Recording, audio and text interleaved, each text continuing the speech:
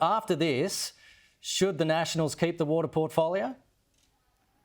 Well, good morning. It's good to be with you. And look, we've worked very well with the current Water Minister, Keith Pitt, and with his predecessor in the portfolio, David Littleproud. Each have shown an ability to work across the different basin states, and that's a really important thing. Amidst all of this, people do have to acknowledge there are strongly held views in different communities across the Murray-Darling Basin.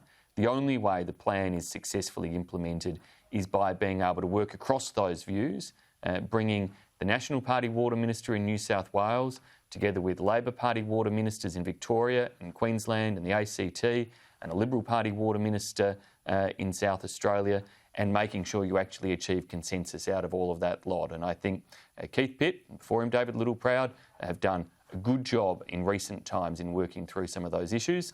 And if that's where it falls, well, I have confidence that they will continue to do so and hold the course in terms of implementing the Basin Plan, which has already now seen thousands of billions of litres of water recovered in efficient ways for distribution to environmental assets, not just in South Australia, but up and down the length and breadth of the Murray and Darling River systems. Is this what it's like now in Parliament, now that Barnaby Joyce is back as Nationals leader, that you have to be constantly on the lookout now for ambushes in the Senate?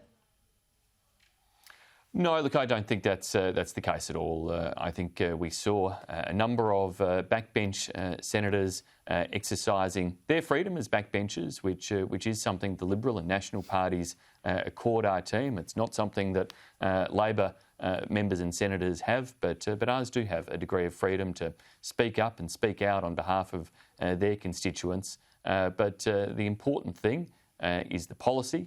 And the policy remains resolute. It's a coalition government that introduced the Water Act under John Howard back in 2007.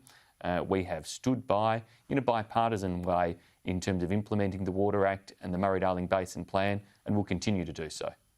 Can I ask you about the Mickleham quarantine facility in Victoria? Why was Mickleham chosen over Avalon?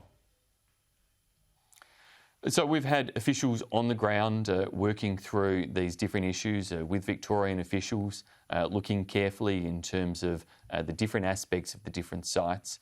Ultimately, some of the advice is clear that in terms of getting things done as quickly as possible, Mickleham provides the best possible prospect of doing so. There are fewer environmental considerations in relation to getting approvals through the Mickleham site. There is better, closer infrastructure, particularly around sewage management at the Mickleham site compared with where we'd have to build at Avalon.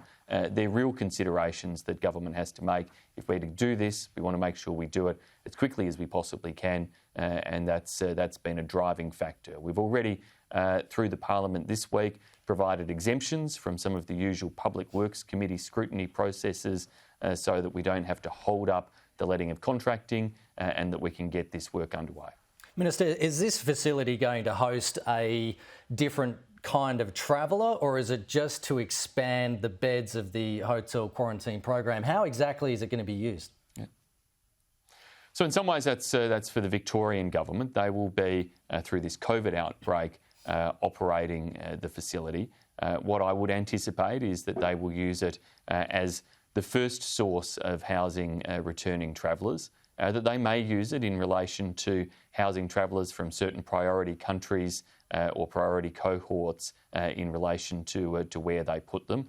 But it's additional to the hotel quarantine facilities that Victoria continues to operate. That is an important thing for everyone to understand. This proposal came to us from Victoria as an option to create additional capacity and capability. That's why we're moving ahead with it. It meets the criteria that Commonwealth outlined in terms of proximity to an international airport that receives frequent passenger flights, in terms of proximity to a sufficiently equipped hospital. It meets the criteria in terms of providing additionality, and I'm confident that we will work with Victoria in terms of its operation. And crucially, we're doing it because it's not just about the short term of managing COVID, but also recognising that perhaps these facilities can play other roles into the future in terms of greater resilience in responding to natural disaster or other unforeseen events such as this pandemic. Does this pave the way for more facilities across the country?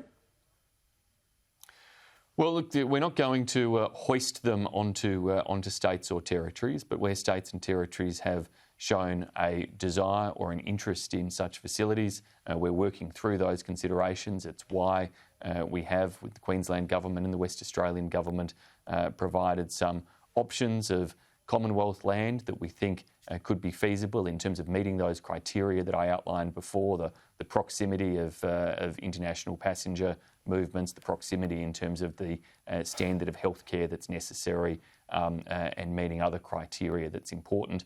And if those state and territory governments wish to work through those options with us, then we will do so as expeditiously as possible, knowing that as a result of the work being undertaken with Victoria, we can move through these things pretty quickly from here on in.